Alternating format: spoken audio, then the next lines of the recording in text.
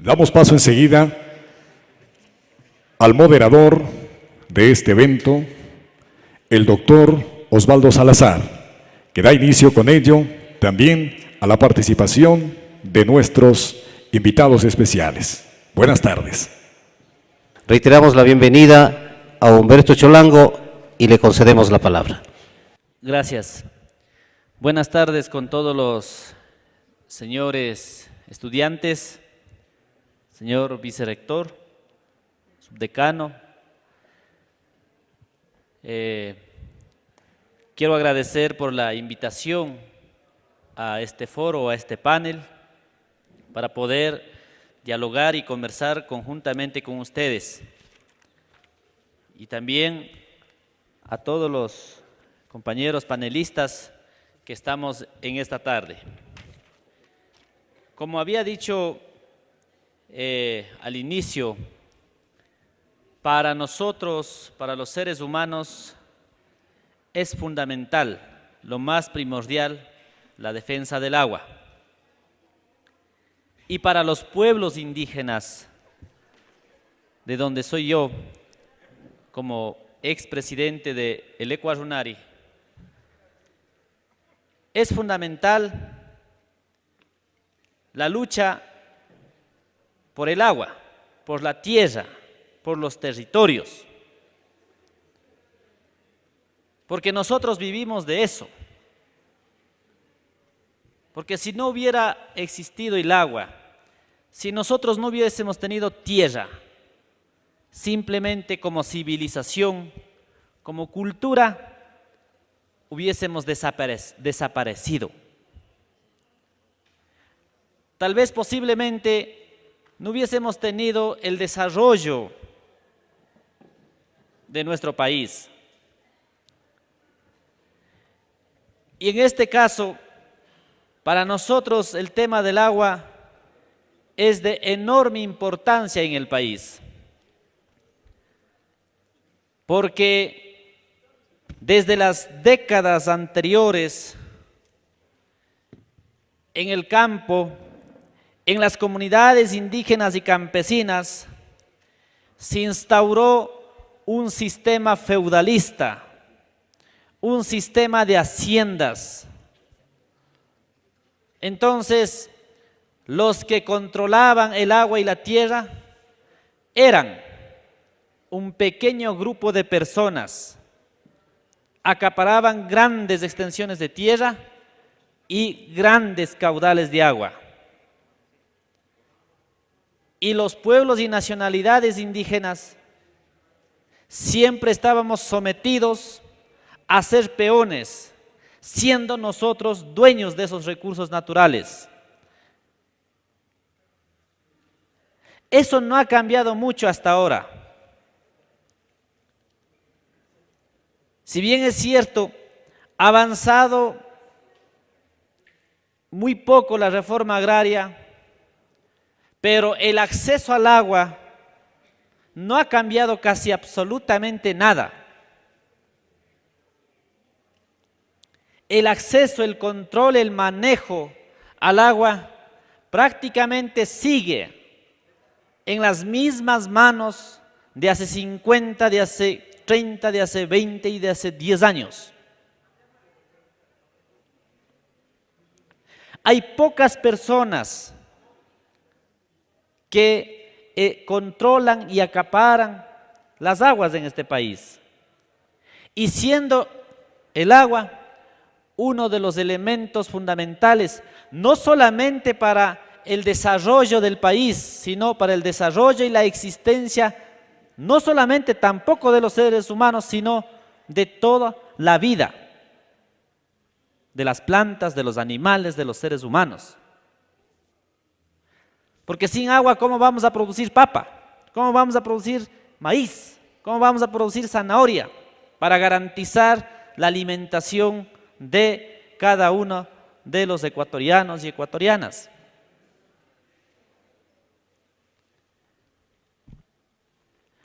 Las instituciones del agua, antes INERE, CNRH, ahora CENAGUA, siguen con esa alma de terratenientes. sea, tienen alma de terratenientes. No ha cambiado nada. Esa institución ha sido una de las instituciones donde está representado la oligarquía agroindustrial. Esa institución ha sido llena de corrupción. Una institución casi privatizada.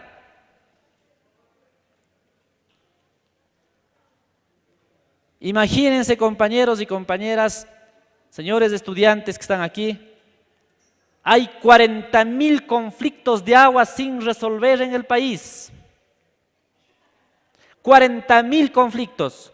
Conflicto entre comunidades, conflicto con barrio y comunidades, municipio con junta parroquial, comunidades con hacendados, hacendados con municipios, con el gobierno.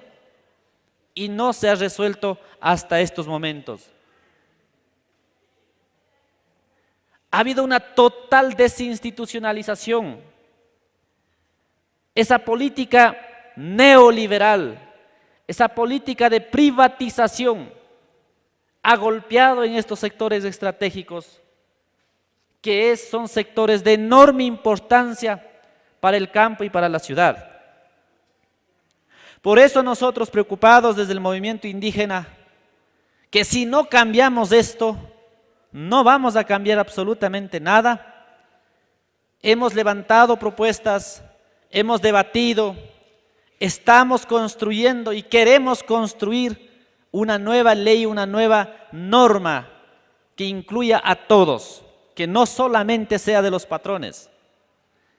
Si la ley anterior o la ley que está con algunas reformas que se ha hecho, desde 1972, cuando estaban las aguas en manos privadas, dijo que las aguas pasan a manos públicas, pero jamás ha pasado a manos públicas, sino ha seguido en las manos de los mismos que controlaban antes. ¿Quiénes han construido los canales de riego? Los hacendados, no. Nuestros abuelos, nuestros padres. Por lo tanto, para nosotros es fundamental cambiar esta realidad. Miren lo que pasa en el país. El 1% de personas controla el 64% del caudal de agua en el país. 1% de personas.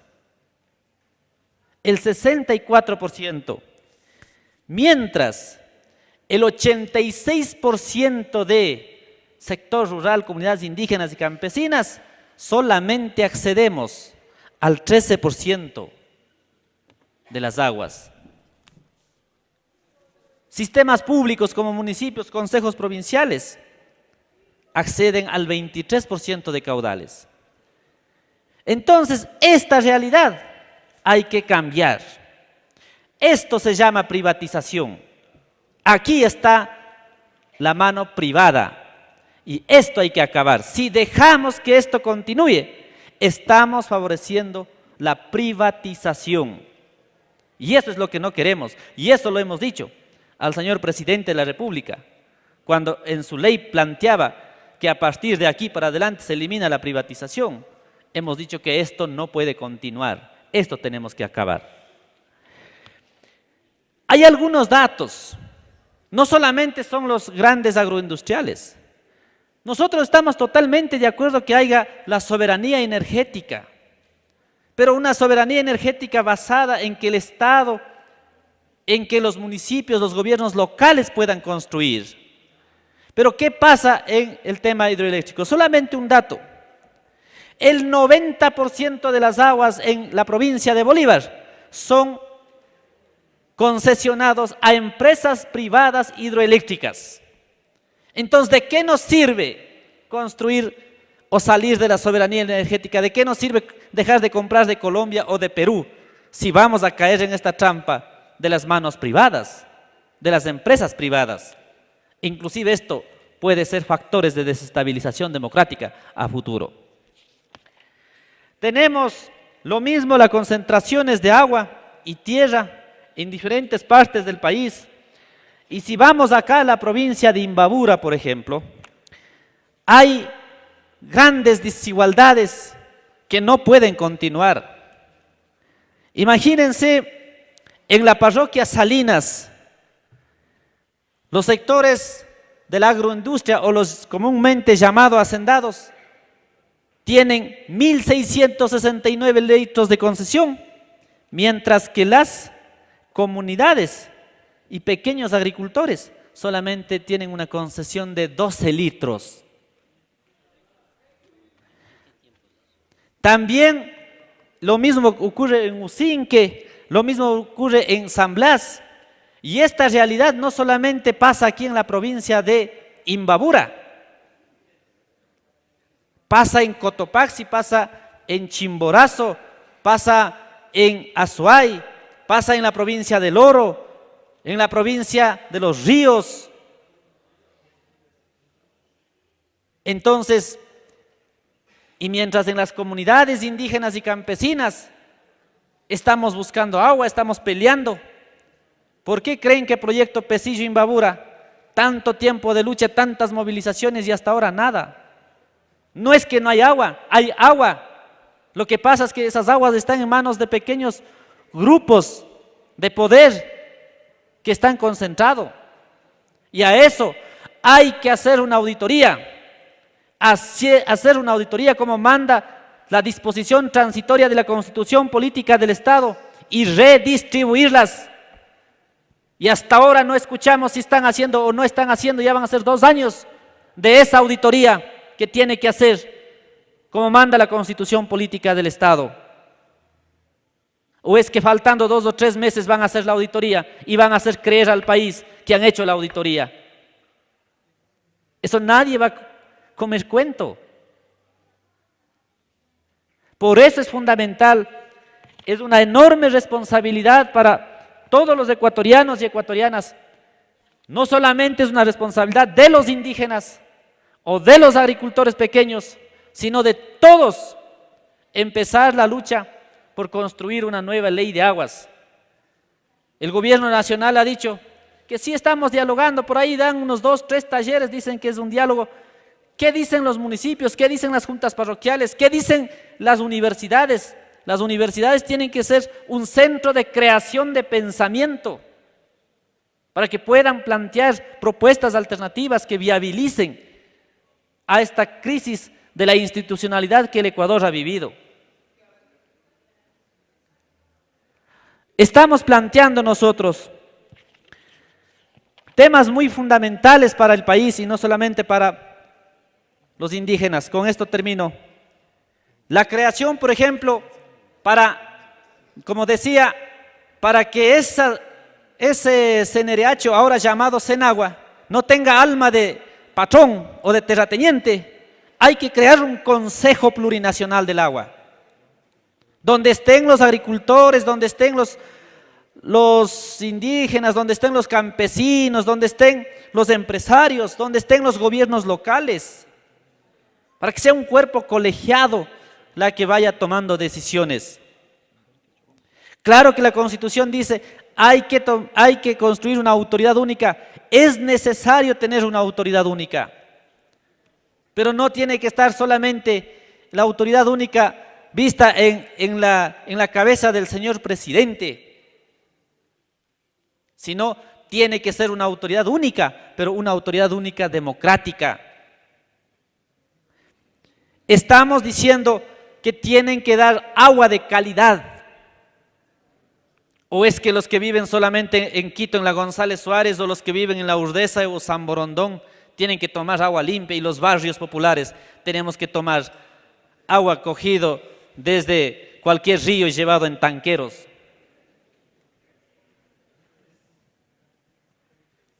Eso tiene que terminar y tiene que garantizar, porque el agua es un derecho humano. El Estado tiene que garantizar. ¿Por qué dan tanto subsidio a los empresarios? ¿Por qué dan tantos beneficios a las industrias? ¿Y por qué no en el tema del agua?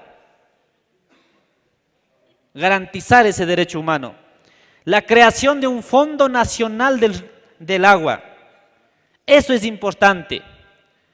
Disculpen que diga aquí el Estado da hasta para que hagan fiesta plata, pero no hay un fondo de agua para poder garantizar canales de riego, sistemas de agua construidos con proyecciones de futuro. Peor, una conservación, manejo de cuencas, microcuencas con responsabilidad. No existe. Y por lo tanto la creación de un Fondo Nacional del Agua tiene que ser para solucionar, para atender esas necesidades. Ahora que estamos pasando en tiempos de sequía, tenemos crisis, se nos acerca una crisis de producción en la Sierra Central, en la Sierra Norte. Tenemos que construir un sistema, quién sabe, de aquí para adelante un sistema interconectado de riego en la Sierra Central y Sierra Norte del país para garantizar la producción. Construir inmensas represas para almacenar agua y para no caer en lo que estamos cayendo en estos momentos. Pero a veces, cuando planteamos estas cosas, ¿cuál ha sido la respuesta del gobierno nacional? Es querer dar dos borregos. Nosotros estamos reclamando proyecto Pesillo-Imbabura. ¿Y la respuesta cuál es? Tenemos un proyecto de 2 borregos, de Quintal de Uria. Eso no resuelve al país. Plan Borrego no va a resolver absolutamente nada en el país. No resuelve esas cosas. Lo que queremos es resolver temas estructurales que los ecuatorianos y ecuatorianas estamos viviendo. Muchas gracias. Le agradecemos al compañero Humberto Cholango, expresidente de la Coarunari, su participación. Debemos recordarles a los asistentes a este foro, Agua y Minas, que estos temas tienen una íntima relación. El tema del agua está previsto en varios artículos de la Constitución, puesto que es considerado tanto un derecho humano, así como un recurso natural estratégico. Tenemos aquí en la mesa directiva la voz de varios representantes, tanto de los movimientos sociales como del gobierno nacional y de la asamblea. A continuación, recordándoles a ustedes, desde luego, que Humberto Cholango ha hecho énfasis en que el agua ha sido propiedad de las poblaciones ancestrales, que los organismos que han manejado el agua durante la historia republicana del Ecuador han estado en manos de la oligarquía, que existe una enorme cantidad de conflictos de aguas, que hay que terminar con la idea de la privatización del agua, que existe concentración en las concesiones de agua a favor de la agroindustria, están demandando una autoridad única del agua. En este sentido, están criticando la existencia de una autoridad única del agua, está exigiendo agua de calidad, que exista un fondo del agua, un fondo económico del agua, canales de riego, manejo de cuencas y microcuencas y un sistema interconectado y la construcción de represas, que son las cuestiones, digamos, más importantes que ustedes han escuchado. Me permito hacer este breve resumen para que ustedes tengan la posibilidad de intervenir de manera directa en este foro. Ahora vamos a tener la intervención del doctor Marco Nicolalde, delegado del asambleísta Pedro de la Cruz. La idea ha sido de que participen de varios sectores del Ejecutivo y del Legislativo para que nos den sus planteamientos respecto a las normativas en estos dos temas fundamentales. Tiene la palabra. En la actualidad, 500 millones de personas alrededor del mundo padecen escasez, casi total de agua potable y se estima que llegarán a 2.500 millones en el año 2025. En noviembre del 2002, el Comité de las Naciones Unidas de Derechos Económicos, Sociales y Culturales afirmó que el acceso a cantidades suficientes de agua potable para uso personal y doméstico era un derecho humano fundamental. La mayor amenaza al acceso universal al agua potable no la proporciona la naturaleza, sino la globalización corporativa. La privatización del agua es un fenómeno progresivo y agresivamente exportado hacia los países en desarrollo bajo el rótulo de la reducción de pobreza, la disminución de la deuda, la liberación del comercio. Con todo respeto, compañeros, este líquido que sustituye al oro negro y que hoy se considera el oro blanco, no admite, no debe admitir jamás color de camiseta, no debe admitir jamás tendencias políticas. Este líquido que la vida, que la naturaleza y que Dios mismo nos ha dado, debe valernos para unirnos. Con tanto retardo, digo yo, apenas en las constituciones se han comenzado a consagrar principios que quizás no era ni siquiera necesario que estén en las constituciones, porque más allá de principios jurídicos, de normativa, se trata de principios de lógica común. Y entonces creemos que nosotros, que todos nos hemos equivocado de largo. Y no se equivoca hoy, con todo respeto, únicamente el gobierno. Y no se equivoca hoy, con respeto, únicamente la oposición y los sectores que se están levantando contra el mismo. Seguramente esta equivocación es una equivocación histórica que tiene que ver con esa apatía del hombre para tratar temas tan profundos como el agua, como la minería, como el ecosistema, como la biodiversidad. ¿Y por qué decimos esto, compañeros? Porque nos podemos pasar jornadas enteras tratando este tema. Hoy quizás, creo que en este escenario seremos unas 150 personas, unas 200 personas que ciertamente significan ya algo, pero que nos promueven necesariamente a tratar de hacer que escenarios como este estén repletos, que escenarios como este tengan esa capacidad de discernimiento. Porque hay que notar que aquí no está en juego, no debe estar en juego la bandería política. Aquí está en juego la subsistencia.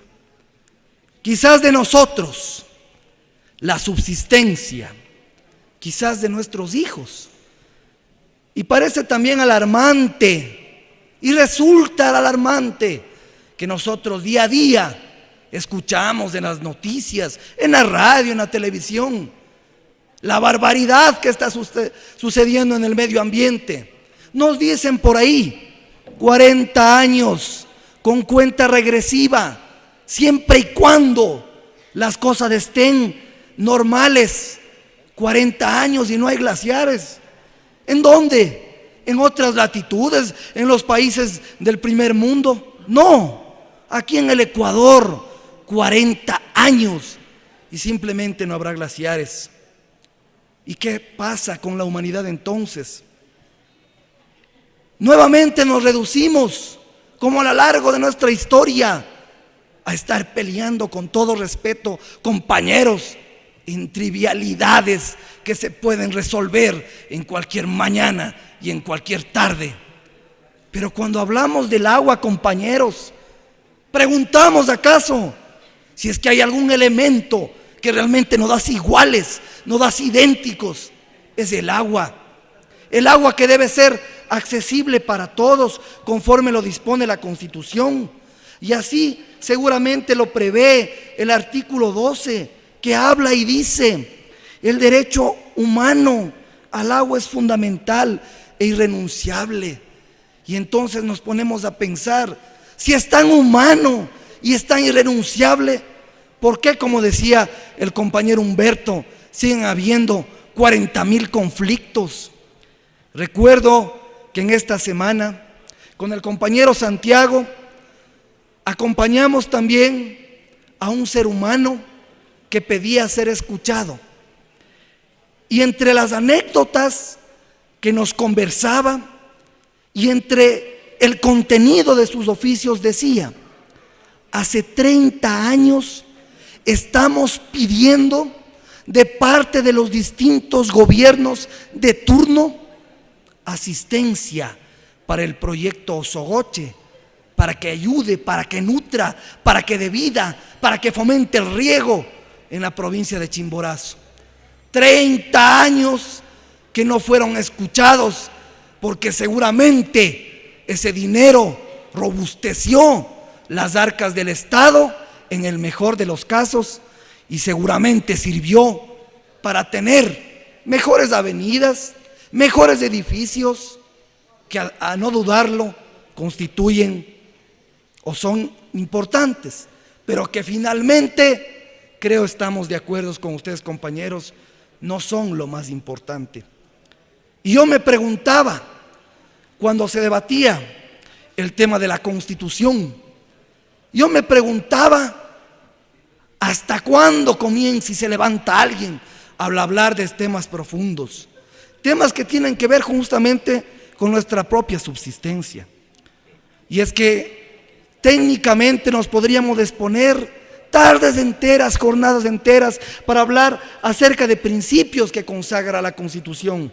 El agua es de todos y todas. El agua es fuente de vida. El agua es naturaleza.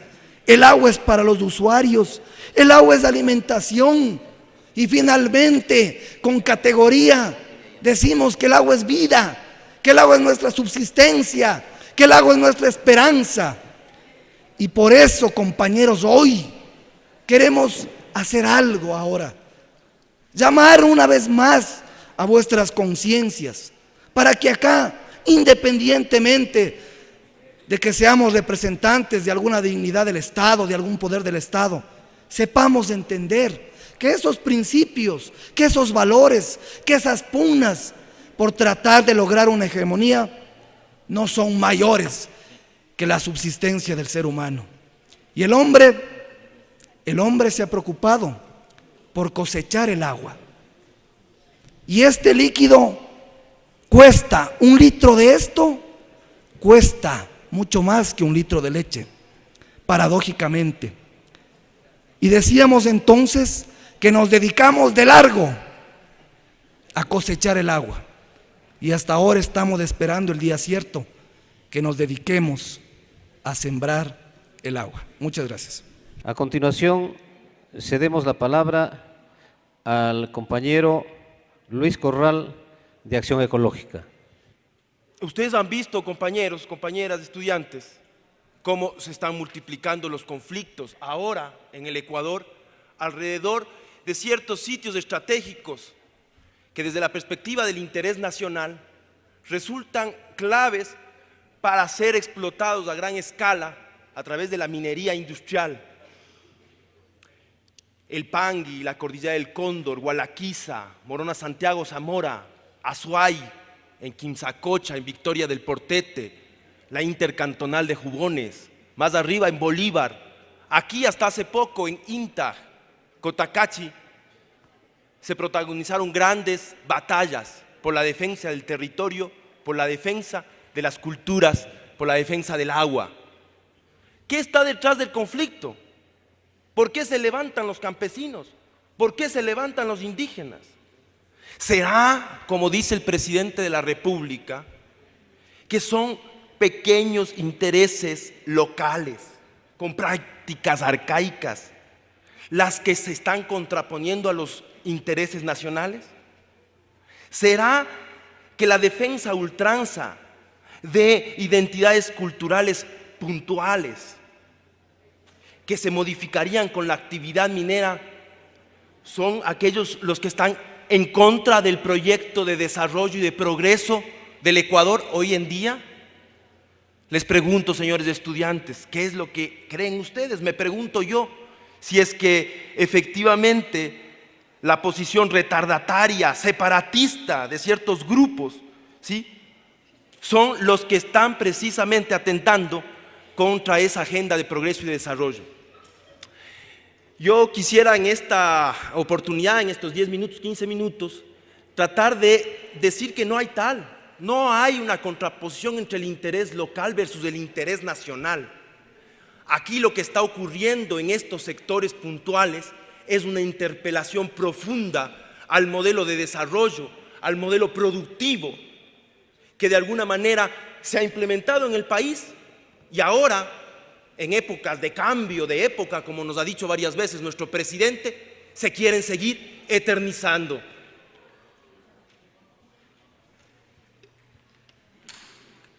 El modelo de desarrollo que ha seguido el país, dictado de alguna manera principalmente por esta disciplina que es la economía.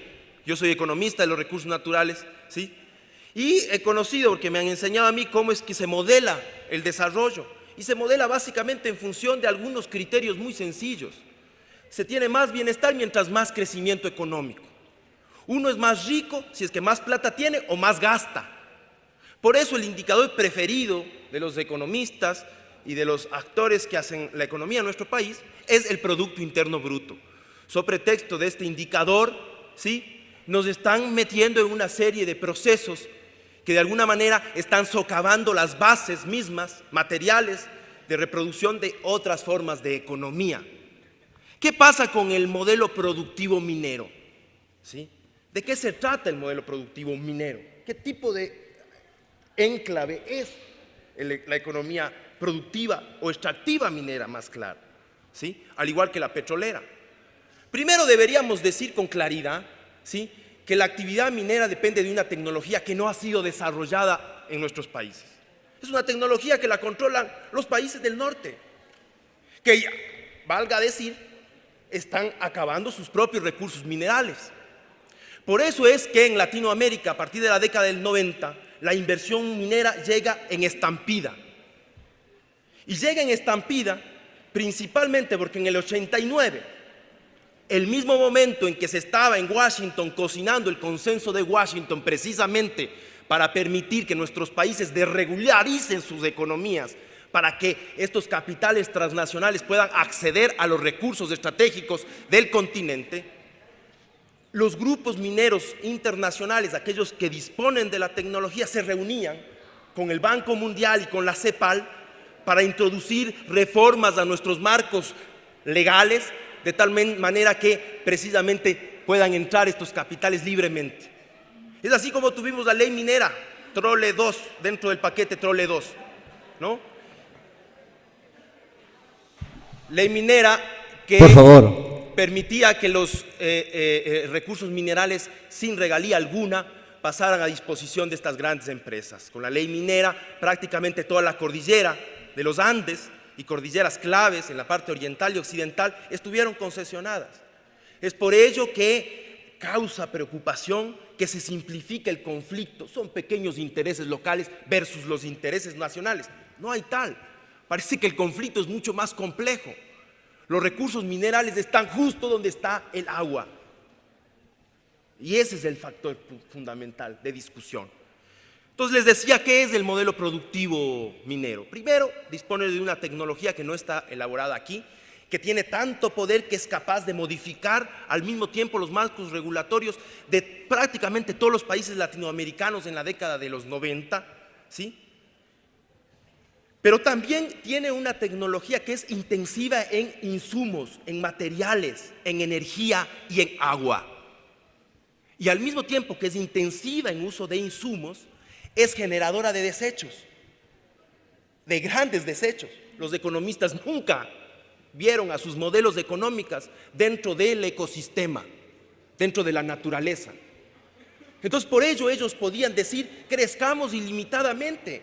Ese es el objetivo de desarrollo de nuestros países, crecer ilimitadamente, sin entender que la naturaleza tiene límites estructurales. ¿Qué pasa con la economía minera? Demanda mucha cantidad de agua. Por ejemplo, el propio estudio de impacto ambiental de un proyecto minero en la cordillera del Cóndor, vamos a hablar un poco más a profundidad con estos datos que proveen las propias empresas, ¿sí? Requiere de 40 litros por segundo, equivalente a lo que 16,000 habitantes urbanos demandarían. Ese es un dato. Alberto Acosta, en su libro La maldición de la abundancia, estamos interpelando al modelo de desarrollo, estamos interpelando aquella idea falsa de que los recursos estratégicos no renovables son el sustento necesario para salir de la pobreza y del subdesarrollo. Dice que se utilizan entre 10,000 y 30,000 litros de agua por cada tonelada de material, ¿sí? Sin considerar toda la contaminación de los acuíferos que provoca la actividad minera. Para continuar en el tema del agua, quisiera leer textualmente lo que dice el estudio de impacto ambiental de Ecuacorriente, empresa canadiense que está en la cordillera del Cóndor. El mayor impacto, dice, en la calidad de aguas durante la operación provendrá del depósito de relaves y de escombreras, debido al incremento de sólidos en suspensión y la potencial producción de drenaje ácido de roca. Para ambos se construirán canales perimetrales de desviación de las aguas superficiales. Sin embargo, el agua caída sobre el tajo y las escombreras y la que no sea captada por los canales de desvío se contaminará con drenaje ácido de la roca y con sólidos en suspensión. La actividad minera requiere mucha cantidad de agua y contamina grandes depósitos de agua. Esta actividad minera, un proyecto minero en la cordillera del Cóndor, excavará 27,000 toneladas diarias de material, que obviamente pasarán a constituirse en grandes escombreras. En un territorio de una fragilidad enorme como la cordillera del Cóndor, no solamente fuente de una de las mayores riquezas en biodiversidad del país, sino también hábitat de los pueblos shuar del Ecuador, de una nacionalidad entera, con costumbres, usos y tradiciones. Lamentablemente el tiempo es muy corto y apenas estoy dibujando lo que sería el tipo de economía de enclave minero. Gran cantidad de energía, lamentablemente en estos países, en estas regiones del país, se piensa construir hidroeléctricas y se está dando permiso para hidroeléctricas, pero para el beneficio del sector minero industrial que necesita gran cantidad de energía, ¿sí? Entonces, el problema aquí no son pequeños territorios. Sí, efectivamente me van a decir, si son más o menos 6 kilómetros cuadrados de afectación directa. Esa es una mina. Pero los proyectos estratégicos ahora son por lo menos 5 o 6 claves con los que se iniciará la actividad minera en estas zonas, que terminarán siendo distritos mineros, hábitats enteros transformados en distritos mineros. Lamentablemente el presidente Correa, a través de la ley minera, en lugar de recuperar al Estado, ¿sí?, está transando con las corporaciones transnacionales. No cumplió el mandato minero, ¿sí?, que decía taxativamente aquellas empresas mineras que estuvieran en fuentes de agua debían se les suprimidas sus concesiones. No se suspendió el mandato minero y las empresas mineras siguen en la cordillera del Cóndor, ¿sí? Actualmente, en pleno proceso de increpación de la ley minera por inconstitucional, por parte de la CONAIE y otros movimientos sociales, se aprueba un reglamento minero y se da luz verde a estas empresas mineras transnacionales para que continúen sus actividades, aprobándoles los estudios preliminares. ¿Qué consecuencia inmediata tiene para conocimiento de la teleaudiencia, para conocimiento de ustedes? ¿Sí? Que esas disposiciones gubernamentales le están permitiendo ahorita a Ecuacorrientes vender sus acciones. Entonces ni siquiera Ecuacorrientes, como una de las empresas asentadas en la cordillera del Cóndor, está interesada en explotar, sino hacer lo mismo que las empresas anteriores, ¿sí?, en la famosa era neoliberal lo hacían, que era tráfico de concesiones mineras. Está vendiendo sus acciones a una empresa china para que sea la empresa china la que explote en $600 millones, producto de lo cual el Ecuador no va a recibir absolutamente un centavo. Entonces, ¿dónde queda el criterio constitucional de la inalienabilidad, ¿sí?, de la indivisibilidad, ¿sí?, de nuestros recursos no renovables. Definitivamente detrás del conflicto, en aquellos sitios, ¿sí?, que han ido generando un proceso de movilización mucho más fuerte a nivel nacional, no está pues el simple defender un territorio y una identidad puntual. Ahí, en esa reserva, hay un conocimiento, una coevolución entre la naturaleza y esa sabiduría indígena que no está siendo considerada por el presidente de la República, que puede proyectar al país hacia otra senda de vivir. Está más cercana esa crítica del movimiento indígena, del movimiento shuar, del movimiento campesino en Cotopaxi, a ese suma causa, a ese Estado plurinacional que se recoge en la nueva Constitución. Pero lamentablemente, tal como se está planteando el debate, ¿sí?, se obvian estos aspectos y se prefiere el insulto y se prefiere la política del desprestigio. Entonces, finalmente, compañeros, nos parece que hay una gran necesidad de debate. Felicitamos la iniciativa. Creemos que así como el país no puede hacer que estos temas los decida el área o el Ministerio de Recursos No Renovables, ¿sí?, debe ser una discusión nacional, con planificación, con medio ambiente y con todas las poblaciones de este país. Las universidades pueden construir una metodología para resolver adecuadamente los conflictos de uso que se dan en ciertas zonas del país, porque están en competencia recursos no renovables con recursos de biodiversidad y conocimientos asociados de gran valor. Muchas gracias. A continuación vamos a escuchar la intervención del ingeniero Santiago Díaz, viceministro de la Secretaría Nacional del Agua y encargado de esa cartera de Estado. Tiene la palabra. Quisiera empezar por el último, el tema de la minería. El tema de la minería tiene su alto nivel de conflictividad y de dificultad, es real. Y debo decirles que ha sido este gobierno, los asambleístas del Movimiento País, la voluntad política de este gobierno, que con sus votos mayoritariamente sacó un mandato minero que terminó cerca del 90% de las concesiones mineras de este país. Eso no se dice. Y ahí quisiera hacer una reflexión profunda. El movimiento indígena, respetable como es, tiene tres máximas fundamentales, que es no mentir, no robar y no ser ocioso. Pero fundamentalmente no mentir. Y creo que hay que empezar a darse un baño de verdad, de dejar de mostrar en los PowerPoint a los campesinos, a los universitarios, datos de minas de 1800, de 1900, o datos de concesiones de agua del 2000, 2005. Todo lo planteado puede ser cierto. Yo creo que aquí estamos para tener un debate.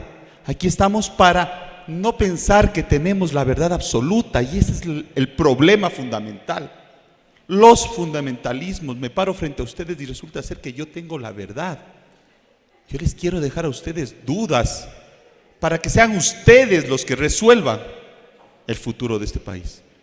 Nosotros planteamos, en la propuesta de gobierno que planteamos al país para ser elegidos como movimiento en este país, el tema de la posibilidad de hacer un proceso minero, posiblemente, si fuera del caso, con el menor impacto ambiental. Tenemos la duda. Resulta ser que tenemos la verdad y que todo proceso minero destruye el país. Basta de fundamentalismos. Yo también quisiera dejar otras dudas. Suena en el mundo de la minería. Estoy seguro que Luis Corral no. Muchos defensores de que no se den procesos mineros representan a empresas que sacan cobre en Chile y que si saliera cobre de Ecuador, seguramente ese precio bajaría. Estoy seguro que Luis no representa sus intereses. Pero les dejo a ustedes a la duda. Resulta ser que nosotros sacamos una ley minera donde antes eran 50 centavos por hectárea concesionada para el Estado. Y hoy día, en cambio, vamos a tener una amplia participación. Si es que fuera cierto, porque no lo sabemos todavía, que ese proceso minero es posible hacerlo de forma limpia, resulta ser que quedarían ingentes recursos para este Estado para que pueda redistribuirse y generarse equidad en este país. Es posible.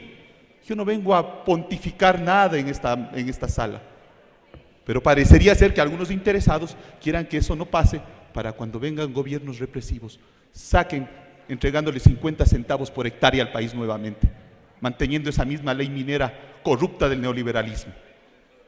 Parece que hay muchos intereses. ¿Qué está detrás de este conflicto?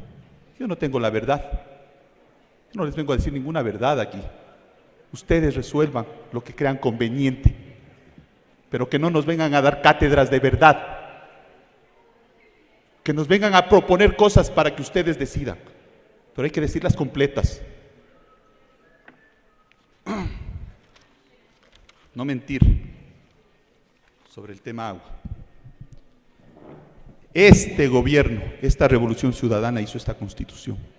Nuestros votos. Esta constitución chorrea agua. Artículo 12 de la Constitución. El derecho humano al agua es fundamental e irrenunciable. El agua constituye patrimonio nacional estratégico de uso público, inalienable, imprescriptible, inembargable y esencial para la vida. Nosotros lo hicimos. Yo sí vengo a reclamar el derecho de los que hicimos esto, junto con todo el pueblo ecuatoriano. Basta de apropiarse de las luchas de todos. Es cierto que hay una oligarquía agroindustrial que se apropió del agua. Es cierto que habían 40.000 conflictos, pero ¿por qué no les decimos que hoy día son 13.000 conflictos?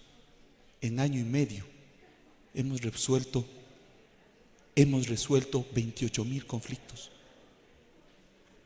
Si es cierto lo que dice Humberto, compañero Humberto Cholango, a quien le tengo más amplio respeto y admiración por ser un importante dirigente de este país, pero no ha habido privatización.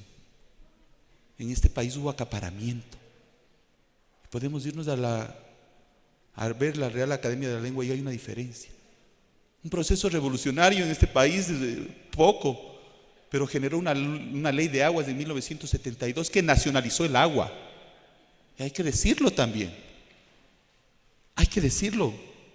Y de ahí hubieron procesos de acaparamiento. Pero en la Senagua no habemos ningunos terratenientes que estamos sosteniendo este proceso. ¿Por qué no se dice que la transitoria 27 nos da 2 años? Y que tenemos hecho la primera fase y está hecha la segunda fase. Está en marcha la segunda fase. Y hemos cogido, ¿y por qué no se dice?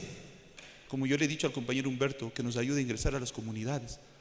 Porque para hacer ese levantamiento no nos dejan entrar a las comunidades a hacer el balance hídrico del agua que existe.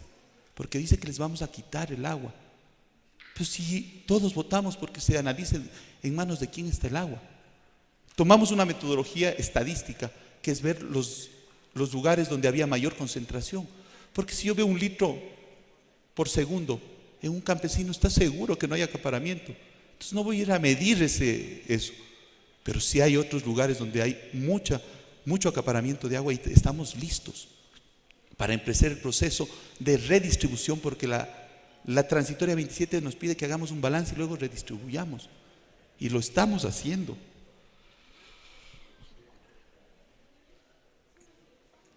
Cuando se plantea que el agua está privatizada, la privatización es en varias vías. Y esto ya lo saldamos en la Constitución. El agua no se privatiza, pero no se privatiza con empresarios, pero tampoco se privatiza con nuestros compañeros indígenas. El agua no es de ellos, el agua es de todos los ecuatorianos. Y nosotros pusimos, en acuerdo con la CONAIE, con la Ecuarunari, un texto específico que prohibía que el agua sea considerado un servicio ambiental. Y el día de ayer el compañero Mariano Curicama reclamaba que se le pague un servicio ambiental porque ellos mantienen las fuentes de las aguas en la provincia, en la parte alta de la cuenca del Chimborazo. Eso es servicio ambiental. Pedimos consecuencia con lo que hemos negociado. No vamos a pagar porque ellos han mantenido esa agua, pero no es propiedad de ellos, es propiedad de todos los ecuatorianos. El fondo del agua. ¿Qué pasa con el fondo del agua? Primero, que hay una norma constitucional expresa que prohíbe generar preasignaciones. Y el fondo es una preasignación. Pero yo les debo recordar que los fondos son partes de ese consenso de Washington, a que hacía mención hace un momento Luis Corral. El fondo es una dádiva. ¿Cuánto recoge un fondo? 20 millones, 30 millones, 50 millones. ¿Ustedes saben cuánto necesitamos para el abatimiento hídrico en la zona central de la sierra? 7.000 millones. El proyecto Chalupas necesita 200 millones. El proyecto Sogoche necesita 60 millones. ¿Con 20 millones vamos a curar? ¿O vamos a darle a un grupo que maneje 20 millones en nombre de proteger el agua? El tema es integral. El fondo fue una política, los fondos fueron una política del neoliberalismo. La solución no es generar un fondo, la solución es generar políticas permanentes para evitar que suba la agricultura y se coman los páramos. Y eso no se hace con un fondo. ¿Cuánto va a generar un fondo? ¿20, 40, 50, 60, 100 millones? Esos son dádivas. Y es el momento de terminar con las dádivas y darle al agua los recursos que sean necesarios, como una política transversal. Sobre el Consejo Plurinacional, también hay que decir una verdad. Somos 10 millones de mestizos. Y los mestizos somos una sola nacionalidad. Y entonces resulta ser que el pueblo guarani, muy respetado por nosotros, a palabras de Floresmilo Simbaña, miembro de la negociación de la CONAIE, que eran 800 compañeros, iban a tener un representante. Y los 10 millones de mestizos, un representante. Eso es generar democracia también. Nosotros pusimos en esta Constitución, fruto de una lucha, por supuesto, lo reconozco. Lo que hemos vivido en Montecristi es fruto de un acumulado histórico, no es fruto solo de este gobierno, es cierto, pero nosotros pusimos en esta Constitución con nuestros votos que este Estado es plurinacional. Si no había nuestros votos, no había esto, pero lo creemos firmemente. Pero la plurinacionalidad significa que los 10 millones de mestizos tenemos un voto y los 800 respetables compañeros guaraní tienen otro voto. Eso es. Evaluemos, compañeros, construyamos la plurinacionalidad. No sé cómo es, porque estamos construyéndola. No me pidan que les diga qué es la plurinacionalidad. La entiendo, pero la estamos construyendo día a día. Es un tema difícil. Ayúdennos a construir, compañeros indígenas. Ayudémonos a construir, pero digamos las verdades completas. El tema es muy difícil, muy álgido. Yo simplemente quiero decirles que de la forma más respetuosa quiero poner una visión que no creo que es la verdad. Cada quien va construyendo su verdad. Esta es mi visión. Cuando hablo de la plurinacionalidad, les digo y les dije a los compañeros en la mesa de negociación que yo soy ecuatoriano y que quiero que mis hijos estudien aquí y que necesito que se entienda que nosotros los mestizos también somos parte de este país. Bienvenida esa plurinacionalidad, construyámosla. No tenemos la respuesta a todas las preguntas. las vamos a ir construyendo con ustedes, con las bases del movimiento indígena, con dirigentes importantes como Humberto, a los que podemos mantener discrepancias profundas a veces, pero respetuosas. Esto es lo que yo creo que hay que también plantearse. Yo quiero dejarles a ustedes dudas, no quiero dejarles ninguna verdad. Ustedes son los que resuelven. Gracias. Vamos a ceder la palabra al doctor Jaime Carrín, decano de la Facultad de Ingeniería en Geología, Minas y Petróleos y Ambiental de la Universidad Central del Ecuador.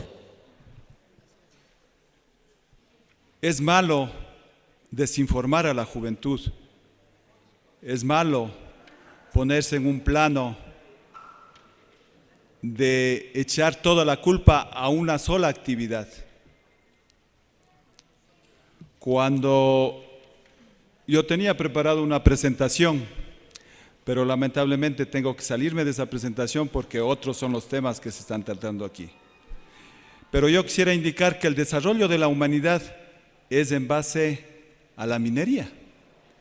Simplemente leamos ahí, es la edad de piedra, la edad del cobre, la edad del bronce, la edad del hierro. Por algo será, pues, ¿no es cierto? Por algo será.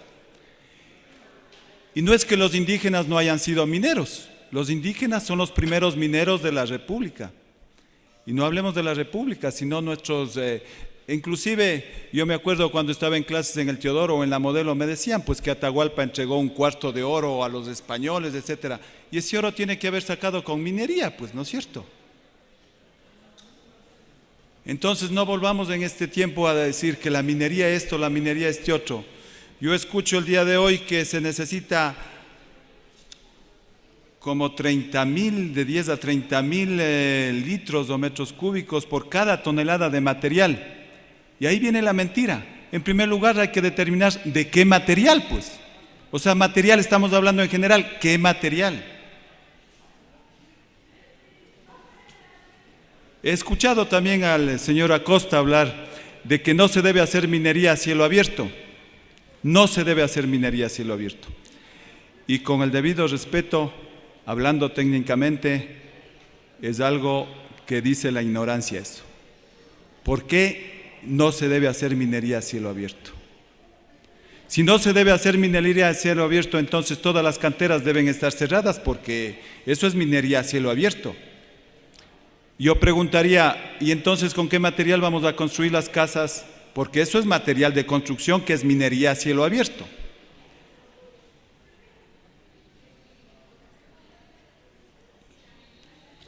Dicen que la sociedad latinoamericana somos, y los ecuatorianos somos, no decimos, todo el mundo, el otro es el culpable. Siempre el otro es el culpable. Yo no soy el culpable.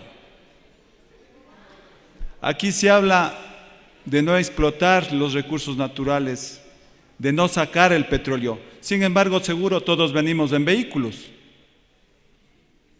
Y con gasolina y con diésel, pues, ¿no es cierto? Entonces, si no explotamos, ¿cómo vamos a llegar?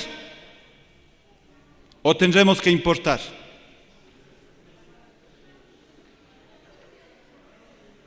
Se dice técnicamente, no explotemos el ITT, el campo de petróleo. Pero somos tan ingenuos que de la parte del Perú ya están explotando ese campo. Como que únicamente de este lado se puede explotar y del otro lado no se puede explotar. Se han cometido errores en la explotación de los recursos naturales. Es cierto, se han cometido errores. Yo no soy de Alianza País, pero tengo que felicitar al gobierno porque ahora sí se está haciendo como se debe hacer. Tenemos la gratuidad de los estudiantes, la gratuidad de la educación. Y en buena hora, porque ahora sí, en la universidad estamos los cholos, los negros, los mestizos, estamos todos. Tenemos ese acceso al conocimiento que es fundamental. Solo la educación nos salvará. Solo la educación nos hará explotar bien los recursos, nos hará aprovechar bien el agua.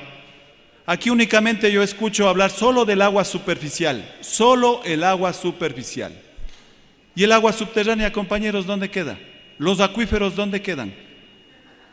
Cuando el 70% de abastecimiento de agua potable en Europa para el consumo humano es de los acuíferos.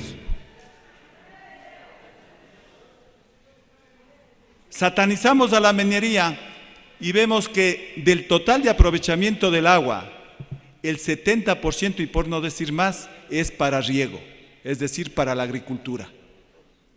Y en minería a escala mundial, si es que tomamos en cuenta, no llega ni al 1%. Y sin embargo se sataniza la minería, se sataniza que necesitamos energía, que necesitamos todo esto. Pero lógico. ¿Qué pasa si un día o 2 días pasamos sin luz eléctrica? Pregunto yo. Estamos desesperados.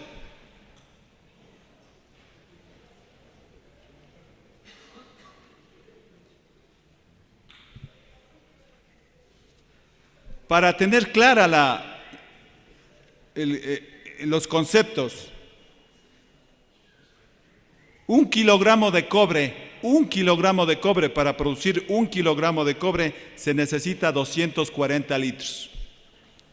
Para producir 1 litro, o 1 kilogramo, mejor dicho, de leche en polvo se necesita 800 litros. Y para producir 1 kilogramo de arroz se necesita 2000 litros. Hablemos con la verdad.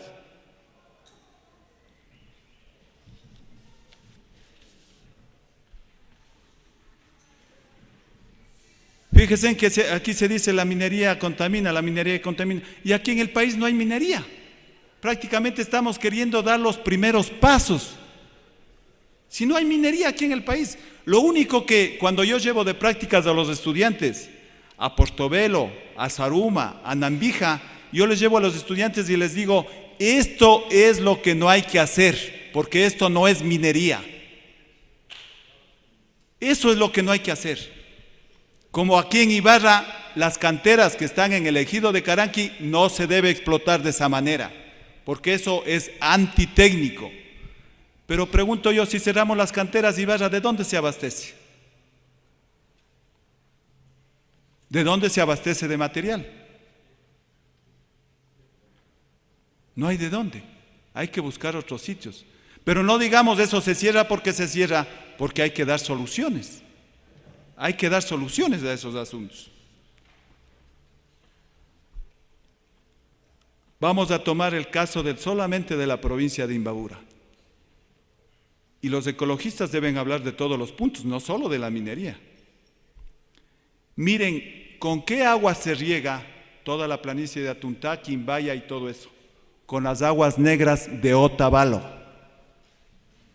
Todas esas hortalizas que se producen en esas planicies son con las aguas negras de Otavalo. ¿Con qué agua se riega el valle de Guayabamba y todo eso que se produce las hortalizas para Quito? Con las aguas negras del Machángara. Por favor, no seamos hipócritas y digamos la cosa como es. Yo cuando era niño y vivía en la Bola Amarilla, nos íbamos a jugar a la Cruz Verde, Cruz Roja, algo así se llamaba.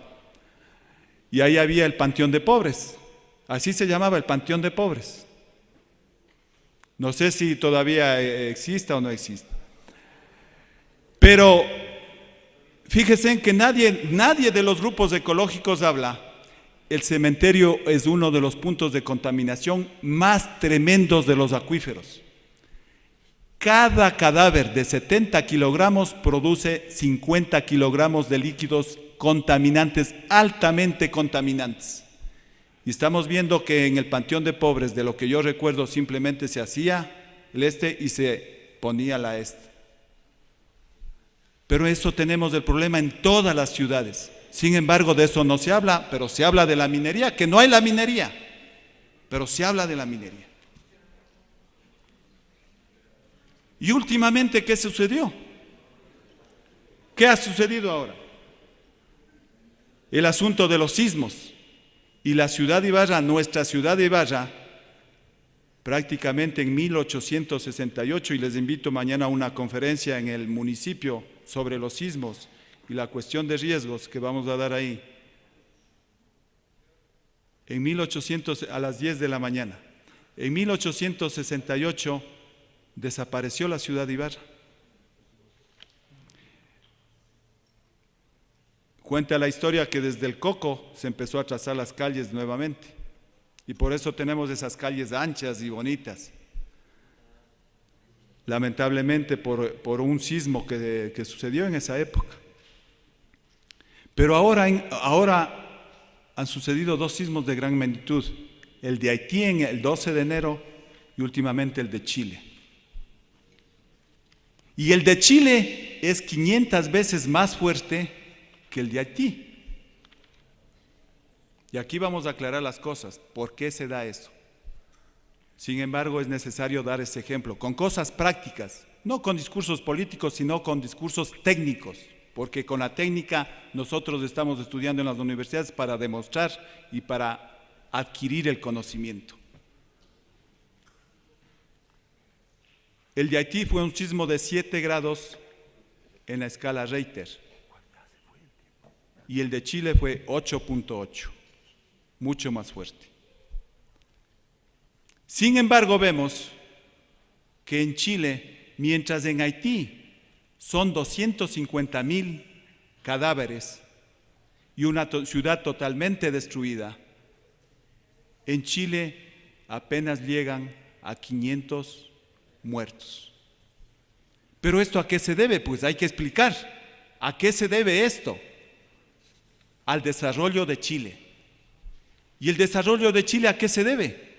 Al cobre, hablemos claro, al cobre, a la minería. O sea que la minería no es mala porque evitó tanto muerto. Haití no tiene minería, está sumido en la pobreza. Y por eso tenemos esos resultados de 250,000 muertos. En Chile, ¿por qué se da ese desarrollo? ¿Por qué los habitantes pueden construir viviendas sismo resistentes? Porque simplemente tienen los recursos, pues. Por eso. ¿Y por qué está calculado con una pérdida de Chile de 30,000 millones de dólares que en 4 años ya se recupera Chile? Porque tiene las mayores minas de cobre del mundo, pues.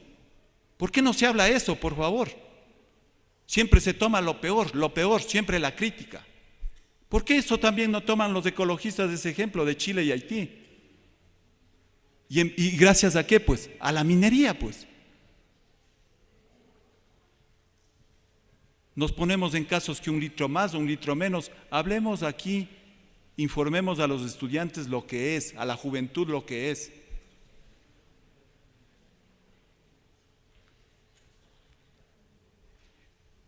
Está por suceder aquí en el país, y lamentablemente esa es la periodicidad en sísmica, un gran evento sísmico, que lamentablemente no estamos preparados.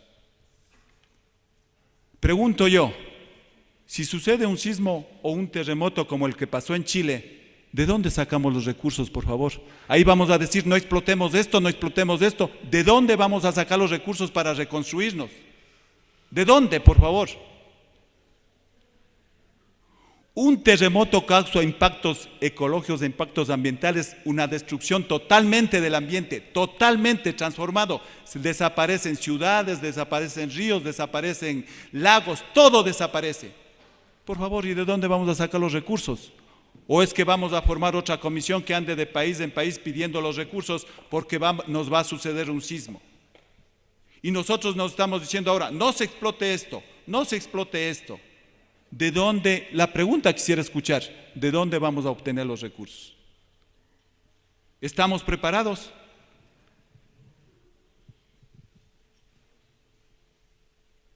Muchas gracias. Vamos a dar la palabra al doctor Javier Simbal, asesor jurídico del Ministerio de Coordinación de la Política. Les he traído unos datos internacionales y un poco dibujar la realidad nacional a nivel de agua y a nivel de minas. ¿Alguien sabe qué pasó el 22 de marzo? ¿Qué se celebró? El Día del Agua. La ONU estableció que el 22 de marzo del 2010 sea el Día del Agua. ¿Para qué? Para que la gente tome conciencia de que ya no es importante solamente saber con cuánta cantidad de agua contamos, sino la calidad de agua que tenemos. Eso es muy importante. Según el segundo informe de las Naciones Unidas sobre el desarrollo de los recursos hídricos en el mundo, la Tierra cuenta con 1.400 millones de kilómetros cúbicos, de los cuales el 97.5% corresponde a agua salada. O sea, ya por ese lado la tenemos difícil.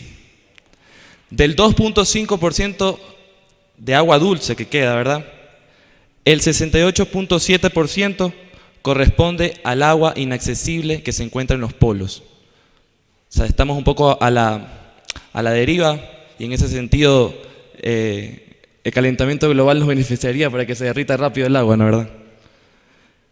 El 30.1% se encuentra en el subsuelo y únicamente el 0.4% proviene de los ríos, de las lluvias, de los lagos. Sin embargo, el estudio va un poco más allá y establece ya una especie de irregularidad en la distribución del agua a nivel mundial. Asia, el continente asiático que alberga el 60% de la población mundial, cuenta con el 30% de los recursos hídricos del mundo. América del Sur, que alberga el 6% de la población mundial, goza del 26% de los recursos hídricos. Otro dato más, aproximadamente 1.000 millones de personas no tienen acceso al agua potable y 2.600 millones carecen de instalaciones de saneamiento básicas. Ya está, se me adelantó. Ahí está bien. No, realidad nacional. Sobre la realidad nacional he identificado, bueno, hay una gran problemática, pero he identificado tres grandes aspectos y se resumen en los siguientes. Hay un acceso inequitativo, como lo han dicho aquí. Hay una escasez. Recordemos que hace poco vivimos la crisis energética justamente por falta de precipitaciones. Y tarifas desiguales y tarifas de alguna forma no cobradas eficientemente. En este punto me parece que el compañero Cholango ya dio una cifra sobre el aspecto del acceso inequitativo al agua, en el cual decíamos que el 86% de la población campesina e indígena tiene el 22% del área regada y acceden al 13% del caudal. El sector privado, que representa el 1% de las unidades productivas, concentra el 67% del caudal. Siguiente. Ya. El Estado apenas cobra por concesiones de derecho al agua el 7% de lo que debería cobrar. Para poner un ejemplo, los campesinos del sistema Daule-Peripa, que cultivan arroz para el consumo nacional, que están concentrados en los cantones de la provincia del Guayas, pagan $120 por litros al año. O sea, un monto 65 veces superior a lo que paga el ingenio San Carlos. Esto es una realidad con la que nos encontramos, cabe anotar. Siguiente, por favor. Dentro del desarrollo constitucional, debemos mencionar que dentro de la clasificación de los derechos humanos, el derecho al agua o al acceso al agua corresponde a un derecho humano de primera generación. ¿Por qué? Porque es antes de la formación del Estado y es un derecho inherente o intrínseco a la naturaleza humana. Por lo tanto, al Estado no le queda otra más que reconocerlo y regularlo. No obstante que nace este derecho con el ser humano, su desarrollo jurídico, como bien lo mencionó el compañero, se da recién en el 2002. Y ya establecen un concepto de qué es el derecho al agua. Y dice, el derecho al agua es el derecho a todos a disponer de agua suficiente, salubre, aceptable, accesible y asequible para el uso personal y doméstico. El constituyente de Montecristi, siendo sensible a la realidad que les acabo de comentar, ya recoge este derecho humano en el artículo 12, como bien lo mencionó el compañero de Senagua, y establece que, entre otras cosas, que es un derecho humano fundamental. Más adelante se prevé la tutela efectiva del Estado sobre este derecho, obligándolo a dos cosas: garantizar la conservación, recuperación y manejo de los recursos hídricos y regular toda actividad que pueda afectar la calidad y cantidad del agua. Recordemos, calidad, que es importante hoy por hoy, y cantidad del agua. En consecuencia, al decir que es un recurso inalienable, público, la Constitución dice que el agua es, que no se puede privatizar el agua. Sin embargo, es indudable que para poder hacer aplicables ciertos derechos contenidos en nuestra Constitución, es preciso contar con normas legales que viabilicen estos derechos o la aplicación de estos derechos. Es así como en la Asamblea estamos debatiendo la Ley de Recursos Hídricos, que es preciso reconocer que se han dado muchos debates álgidos en diversos sectores sociales. Y es en ese escenario en el que considero adecuado establecer ciertos objetivos que el gobierno persigue. Y en esta cuestión voy a ser muy resumido porque ya lo han dicho algunos. Hay que establecer una diferencia al momento de las tarifas entre las personas que utilizan el agua para su consumo personal a otras personas que le dan esa agua el aprovechamiento económico. Es necesario establecer esa diferencia a nivel de tarifas. ¿Qué pretendemos a través de la Ley de Recursos Hídricos? Que por fin haya un espacio ciudadano donde se atiendan las demandas, donde se den los encuentros, donde la gente pueda decir que tiene problemas en su sector, que no está llegando el agua, consejos de plurinacional, como bien dijeron aquí, consejos de cuencas, en fin. Por favor, la siguiente diapositiva, siguiente. El siguiente tema a tratar son las minas. Hasta 1991, el Ecuador carecía de una normativa ambiental que regule la gestión minera. Ya después de 1991, en el 97, se crea el Ministerio del Ambiente, con el cual ya tenemos una autoridad nacional que regule y controle la actividad minera en el Ecuador. En el mismo año se aprueba el Reglamento Ambiental para Actividades Mineras en la República, que es el primer instrumento normativo del país que definió formas y procedimientos para prevenir y enfrentar los impactos ambientales y socioculturales generados por la minería. En este punto sí es necesario aclarar algo. El impacto ambiental siempre va a estar presente. El ser humano siempre genera impacto ambiental. Lo que se busca es que ese impacto ambiental sea lo menor, o sea, que sea en el menor grado posible, para que no afecte tanto a las comunidades o a los sectores donde se desarrolla la actividad minera. Es mentira que no va a haber un impacto ambiental por una actividad de explotación. ¿Cuál es la realidad nacional de la minería? Siguiente, por favor. ¿Cuál es la realidad? El 80% de los 65.000 habitantes de Portobelo, de Zaruma, de Piñas, de Atahualpa, que se encuentran en la provincia del Oro, están vinculados directamente con la actividad minera. Solo en Zaruma y Portobelo, el área de esa actividad cubre unas 1.000 hectáreas.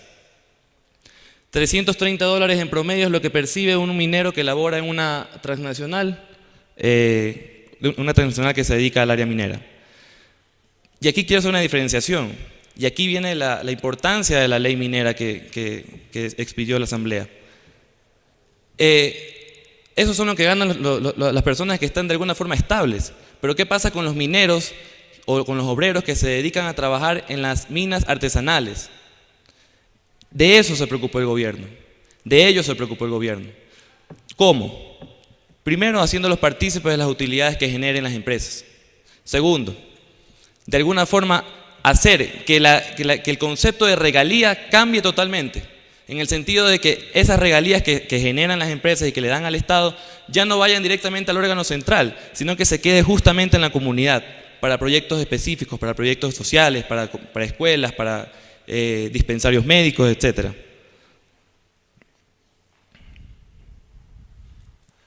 Siguiente. Eso es justamente lo que les comentaba. Ahí. Esta ley minera también crea la Empresa Nacional Minera. Yo decía, ¿para qué creamos esta empresa? Y se apega a la realidad. Tantos obreros mineros que no tienen la capacidad técnica, que no han sido instruidos correctamente en el manejo o en la explotación de este recurso, deben necesariamente ser capacitados. Uno. Y otra, que la Empresa Nacional Minera los acoja. Sería muy importante para de alguna forma terminar con el desempleo que hay en esa zona, porque mucha gente se arriesga su vida, arriesga su salud para poder ganar unos cuantos dólares. En definitiva, lo que se ha buscado, y que bien dijo el señor decano, es que haya una minería responsable. La puede haber. Puede haber una minería responsable con tecnología de punta, una minería que sea también responsable socialmente, una minería en la que las comunidades también se vean beneficiadas. No hay otro camino para alcanzar el buen vivir o summa causae que esforzarnos para hacer que todos y todas puedan acceder sin limitación alguna a los recursos naturales. Este debe ser un compromiso no solamente de un gobierno de turno, sino de un país que está ansioso de días mejores. Por último, quería la siguiente, por favor. Quería compartir con ustedes esta frase que la encontré en internet de John James Audubon, es un naturalista y pintor estadounidense de origen francés, que me pareció muy linda y creo que se ajusta a lo que justamente hemos discutido esta tarde-noche.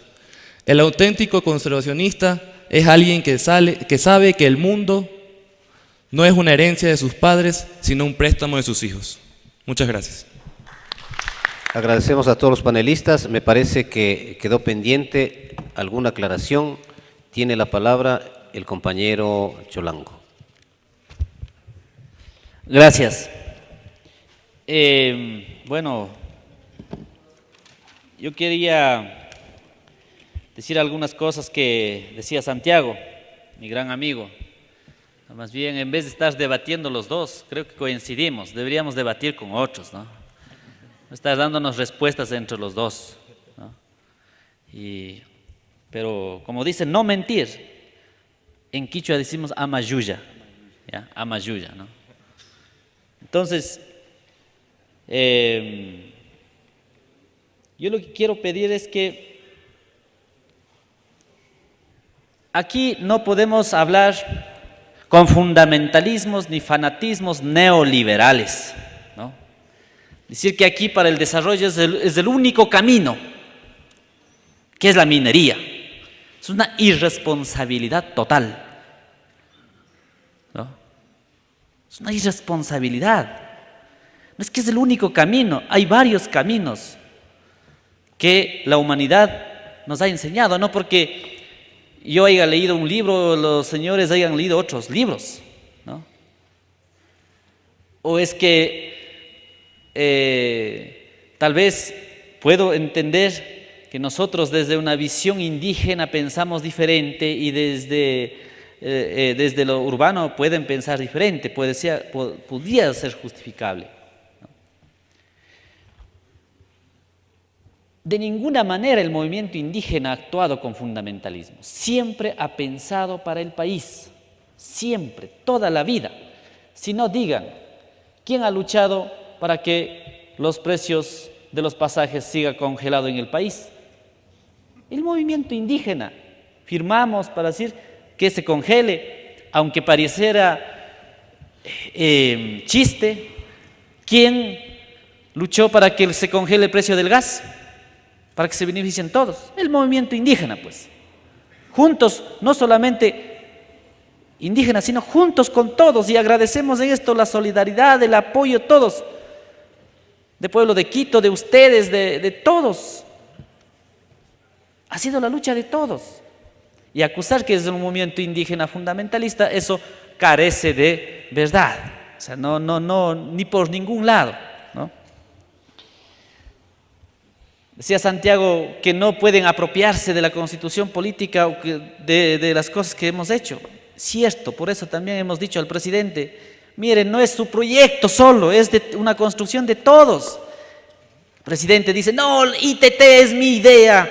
No es verdad, señor. Creo que estaba todavía en Lovaina o en Illinois cuando se empezó a pensar lo de ITT. el señor presidente, con mucho respeto, tengo absoluto respeto, pero hay que decir las cosas como son. Nadie está apropiándose aquí de ningún proyecto. O sea, todos estamos construyendo, ¿no? Frente a la institucionalidad del agua. En eso sí me ratifico, Santiago. ¿Que hay alma de terrateniente? Hay, pues. Hay. No porque Santiago esté ahí, ya todas las cosas se han cambiado, ¿no?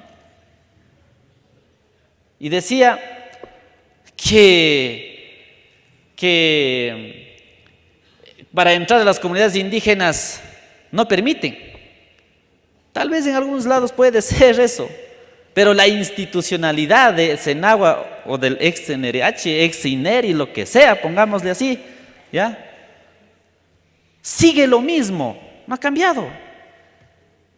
Santiago, tú eres testigo para inspecciones de peritaje.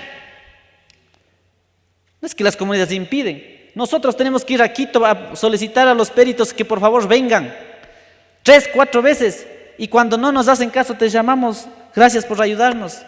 Esa es la institucional burocrática. Piden pasaje para ir, piden carro desde Quito que traigan y que vayan a dejar en la casa. ¿Es así o no es así? Es así, pues. O sea, nadie puede decir que no es así. Y ahora que esté con la intención y con el esfuerzo de cambiar, todos tenemos que hacer el esfuerzo de que esas cosas se cambien. Todos, absolutamente todos. Pero decir la verdad, yo con la verdad, digo, ni ofendo ni tengo miedo, ¿no? Ni estoy ofendiendo ni tengo miedo, pero esa es la realidad, ¿ya? Sobre el fondo del agua. Entonces, a pretexto de que los fonditos no sirven para nada, entonces no hagamos nada. Que siga lo mismo tal como está. Pero hay que buscar un mecanismo. Es un planteamiento que se está haciendo. No se está diciendo, creemos, como en la época neoliberal, fonditos por aquí, fonditos por allá, para esto, para este otro. No, sino que se construye una política de Estado. No existe una política de Estado frente al tema del agua en el país. No existe. Sobre la representación, nunca hemos planteado que los compañeros, bueno, los guaraníes 800 personas, pero los compañeros épera son 300, pues, equiparado a 10 millones, 8 millones, cuantos sean. Nunca hemos planteado. Lo que estamos planteando es una representación democrática. No estamos pidiendo cuotas, no estamos pidiendo pegas. Nosotros no estamos buscando pegas. Nosotros queremos es cambio, nosotros queremos revolución, redistribución de tierra y redistribución de las aguas, ¿ya? Que se redistribuya las aguas tal como están. Esta injusticia no puede continuar pues así como está. ¿O es que dejamos nomás que se continúe? Al menos nosotros no estamos dispuestos a que se continúe. Con esto termino. El señor decano decía que los indígenas frente al tema minería, que eran mineros. Cierto es pues que eran mineros. Y nadie dice. Pero la minería no era para, en esos tiempos no era para enriquecerse pues. ¿No es cierto? La minería en ese tiempo era, ni era cuestiones de lujo. Era la parte complementaria de esa civilización. No porque a Atahualpa o a Rumiñahui se le haya ocurrido y haya sabido ponerse corona de oro. ¿No es cierto? Es como utilizar un sombrero ahora, es complemento de la vestimenta. Así era. Es cierto que Chile se ha desarrollado, pero también hay que preguntar por qué Chile ha desarrollado, porque hubo una época de la dictadura. ¿O acaso que en el Estadio Nacional no mataron más de miles de personas y recogían en paylovers para ir a votar? ¿O es que no nos acordamos de eso? O si no, digamos más de 500 años, Bolivia, país minero, ¿en qué condición está? Siempre en la pobreza. Nosotros no estamos diciendo que queremos apropiarnos del agua, del petróleo, de la minería para los indígenas. Esos recursos naturales son de todos los ecuatorianos y ecuatorianas. Pero aquí hay que decir la verdad. Por ejemplo, ahora ya van a dar 12 autorizaciones para la explotación minera. ¿Quiénes son? Ecuacorrientes, Kinross, Yangol, Aurelian. ¿Qué empresas son? ¿Son empresas de los ibarreños? ¿Son empresas de los quiteños? ¿O es que esos ibarreños o esos quiteños son peones de las transnacionales? El Ecuador no puede seguir siendo con la economía primaria de agroexportación o extractivista. Mientras más petróleo han sacado, más pobreza ha existido. Si no, preguntemos a los cofanes, a los sionas, a los secoyas, ¿qué ha dejado Texaco? Volviendo a la reflexión inicial, yo no quiero pontificar aquí. Yo no creo que tengo la verdad. Yo creo que es necesario sostener un debate técnico y un debate político, de cuál es el modelo que necesita este país, por supuesto. Pero yo debo decirles que cuando después de una lucha revolucionaria, Fidel, el 1 de enero de 1959, entra a La Habana, no consigue todas las cosas. El día de hoy, esa revolución fraterna y hermana como la cubana sigue construyendo su revolución. Y si nos piden que al año 8 meses hayamos terminado con las inequidades y las diferencias, es no entender los procesos revolucionarios. De las cosas que más he aprendido del movimiento indígena y de su cosmovisión es el tema de los tiempos. Y yo pido que se entienda también el proceso y los tiempos que tenemos que ir viviendo. Hace 2 domingos estaba en Guamote, en una reunión con compañeros dirigentes indígenas y campesinos. Y me decía el compañero Pascual, del proyecto Sogoche, que había sido maltratado en la agencia de Riobamba. Y el ministro y yo públicamente le pedíamos disculpas, porque esta institución se hace con hombres, y hombres que vienen desde atrás, es cierto, pero estamos cambiando. Hoy día tenemos un buen número de nuevos compañeros trabajando en la Senagua Riobamba, quichohablantes. Compañeros, la revolución se hace a pasos, a veces lentos, pero muy firmes.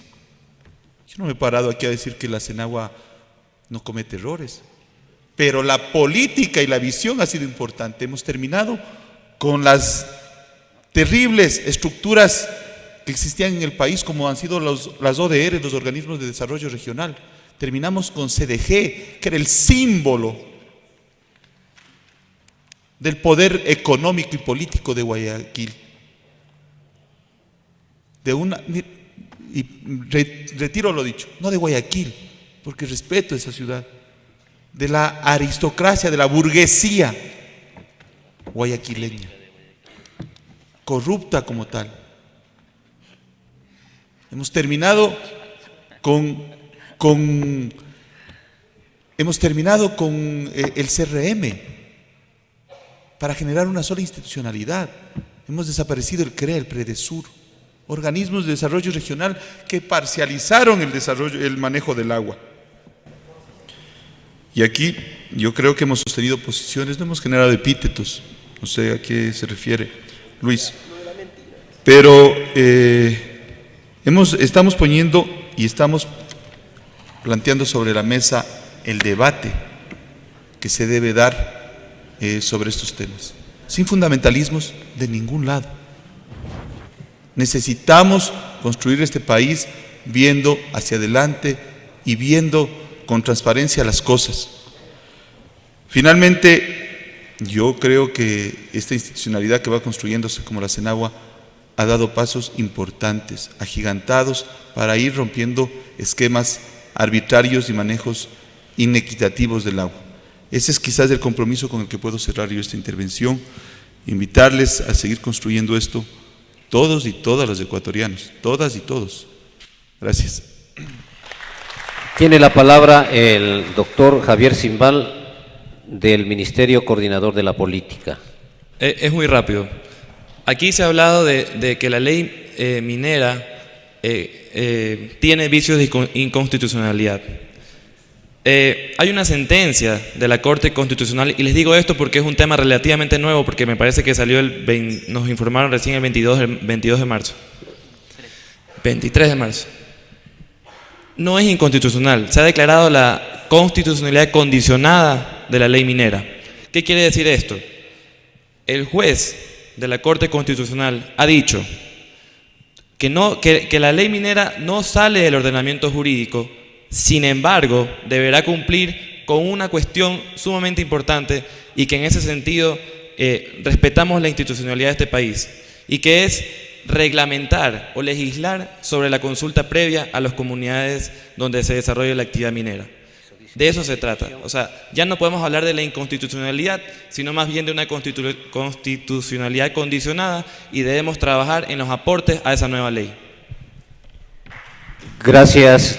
Por último, me ha pedido la palabra el señor decano de la Facultad de Ingeniería y Geología de la Universidad Central, el doctor Jaime Jarrín. Bueno, muchas gracias. Yo simplemente quisiera pedir que todos seamos tolerantes y no lancemos gritos por lanzar. Nos respetemos en primer lugar y respetemos la opinión de cada uno de nosotros. En ese objetivo he venido, y en ese objetivo también voy a expresar las siguientes palabras. Me da un gusto que se reconozca que es necesaria la explotación de los recursos, con más regalías, con menos porcentaje, con más porcentaje. Eso ya es cuestión de que el gobierno negocie, pero estamos reconociendo que es necesario eso.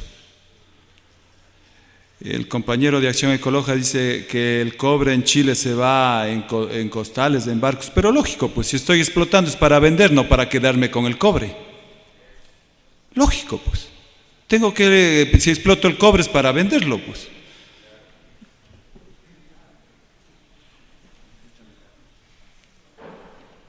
Se habla de países como de Bolivia, que está en la pobreza.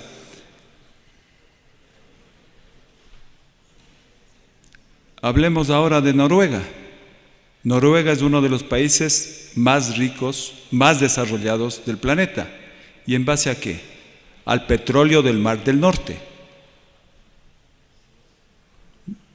Donde se dice que hay un socialismo verdadero es justamente en Noruega y en Suecia. Yo estudié en Polonia. Cuando me gradué en el Teodoro Gómez, de aquí me fui becado para Polonia, que se presumía era el socialismo. Pero donde verdaderamente conocí el socialismo fue en Noruega y en Suecia. Ahí es donde, por ejemplo, la agricultura. ¿Cómo funciona la agricultura? Para la agricultura se necesita crédito, se necesita tractores, se necesita abonos. ¿Cómo podemos sacar los productos si no tenemos vías? Y para las vías, ¿qué necesitamos? Materiales de construcción. Le escucho al compañero Cholango que dice que tenemos que construir canales de riego. Es verdad, pero necesitamos cemento, pues. ¿Y el cemento cómo se saca? Con la caliza y todo eso, pues eso es minería. Entonces tenemos que centrarnos y tenemos que decir cómo es el asunto.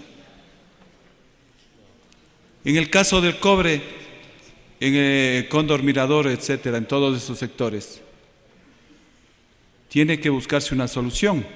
Yo respeto como el que más a la comunidad Shuar.